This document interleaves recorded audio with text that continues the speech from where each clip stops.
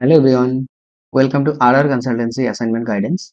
In today's video, we learn how to create stacked bar charts in Python using the Matplotlib library. Stacked bar charts help us to compare totals while also showing the contribution of individual components. And stacked bar charts are also useful when data consists of multiple categories that combine to form a total, and they are frequently used in business reports, sales analysis, and survey data visualization. So at first we have imported our Matplotlib library. Then we have created monthly sales data for two different products. And finally, we have created the stack bar chart.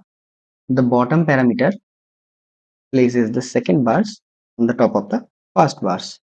Now let's understand the stack bar chart. Each bar represents the total sales for a month, and different colors indicate the contribution from each product. The height of the entire bar represents the combined sales, and this makes it easy to compare both individual and total performance across the months. Stacked bar charts provide a clear view of category comparison and overall trends. Thank you so much for watching this video. If you have found anything helpful within this video, please like, comment, and share this video. And don't forget to subscribe to our channel for these types of videos.